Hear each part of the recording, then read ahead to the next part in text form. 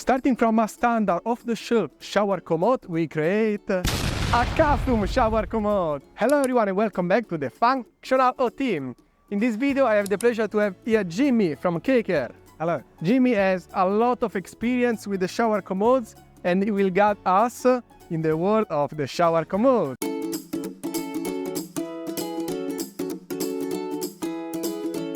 Hey Jimmy, what do we have to consider when we start looking for a shower commode?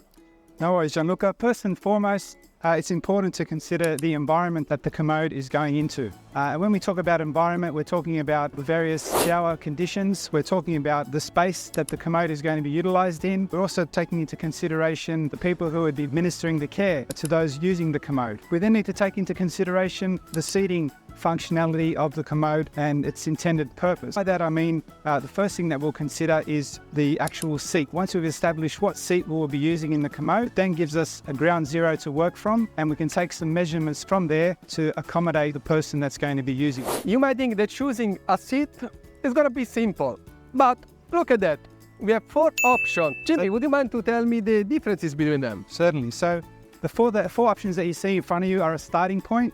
On the left we have our polyurethane seat, and then the next one is a vinyl covered seat. Then we have a Dartex covered seat, and then we have our 𝗀𝗃𝗿 seat. Now all these options come in open or closed. However, the first option is not customizable, whereas the vinyl and the pressure reducing seat are fully customizable, open or closed. You can do contouring, you can do various bite combinations in order to accommodate the posture of the person using the chair. And then the last option, which is the 𝗀𝗃𝗿, is a more intuitive seat. It has offloading and various contours in the seat to facilitate a more positive posture in the person that's using it. Why would you go for an open seat instead of for a closed? It's a personal choice as to open or closed. So your open or closed seat, it comes down to how the person is going to be doing their self-care, or how the care for that person or the hygiene care is going to be administered. Jimmy, I can see that there are 3 different shower commodes. What are the differences? Gianluca, we've got a transit commode here on our left, and this is one that I'm standing behind here is a self-propelled commode.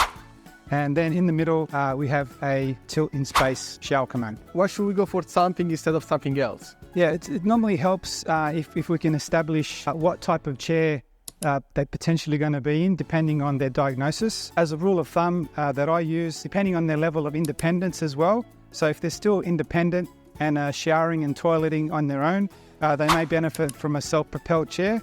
This will enable them to get into the shower and utilize the toilet on their own. If they require the carer to help them into the shower or onto the toilet, they're likely to be in a transit commode or an attendant propelled commode. And then, they can still do their own care. And generally, if any client is being hoisted or needs assistance getting in and out of the commode, then a tilt-in-space commode could be a more plausible solution. And then it provides a level of comfort so that the carers can then come in and do the hygiene that's required. Okay, let's now pretend that we need a tilt-in-space shower commode.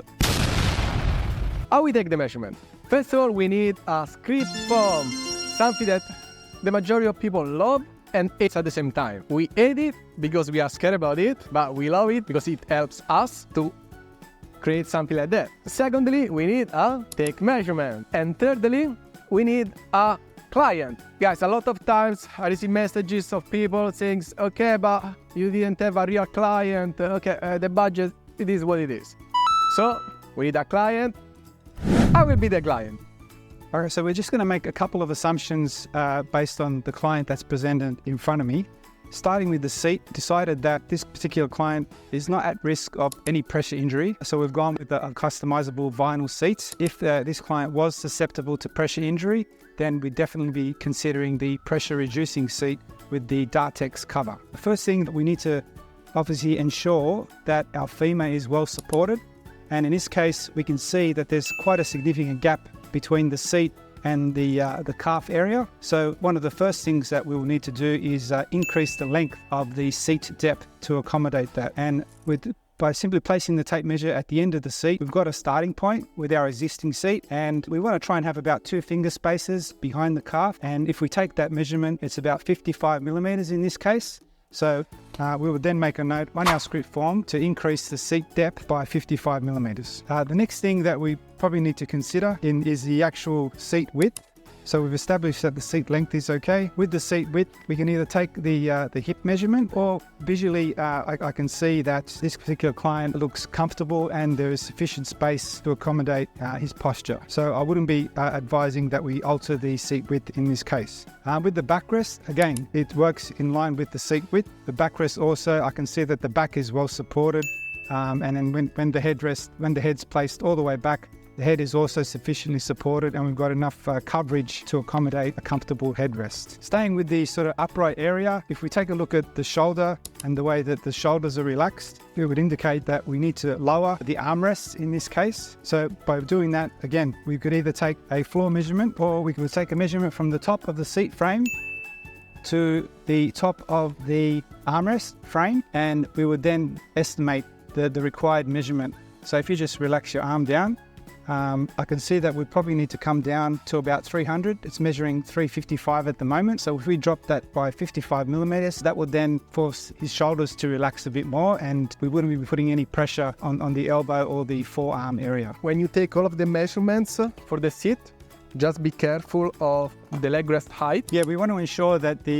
similar to wheelchair positioning, that our thighs are sort of sitting parallel with the floor. So we don't want to see this, and at the same time we don't want to see that, because that's going to force the pelvis forward and also put extra flexion on the knee and the hip. So we want to get it in a comfortable position, seated back in, and actually probably raise this slightly for you. We can decide from a standard leg rest and one with the leg elevation, so the client can be in a more comfortable position. On top of that, we can tilt it back. Our commodes generally go from 0 to 30. We also have a slight abduction in the commodes in the natural design. The seat also has a natural taper as well. So you'll find that the front frame measurement is slightly higher than the rear frame measurement, which is why when we measure a commode for seat height, for example, to go over a specific toilet, we take a measurement from the front and from the back. So I'll demonstrate how we do that. We don't need to provide both measurements, we just need one. If you're more comfortable taking the measurement from the rear of the frame, you would measure from the seat, from the floor, to the bottom of the rear of the seat frame. If you're taking your measurement from the front of the frame, you would measure from the floor to the top of the seat frame. So the seat frame is directly underneath the seat. So we don't count the cushion. No, although sometimes OTs will give me a measurement to the top of the cushion, as long as we know what cushion they're referring to, because we have 4 different seats. So we have 4 different seat heights. We can then give us a ground zero, and when we go to manufacture the commode, we'll take all our measurements from the frame. Another common request for customization involves the backrest height. Often carers, and this is more to facilitate the ability of the carers to administer the care. Obviously, people have a different height, so we can customize the backrest height to suit both the carer and or the client. In order to do that, we can either take a measurement from the floor and provide a measurement of the desired overall height, or again, we can measure the backrest height as referenced in the script form from the top of the seat frame at the back, and then we can specify the exact height that we want of the backrest. What about the lateral supports? So laterals, there's options for lateral supports. We have frame fixed lateral supports, which are swing away and can swing in to accommodate the user. The height of these lateral supports is adjustable, and we can do that fixed or adjustable. On this particular frame, there are fixed positions for the various positions that the lateral support can be in. There is also option for foam lateral supports in terms of a wraparound Velcro, and that can also be positioned anywhere along the backrest. Again, guys, lateral support are great, but remember to start from the seat first. Guys, on top of what we already mentioned, there are plenty of different accessories. We are not gonna go through them today, because the majority of them are more for the client-specific needs. So, I hope you enjoyed the video. If so, don't forget to subscribe, leave a like, and super important to be kind and smile.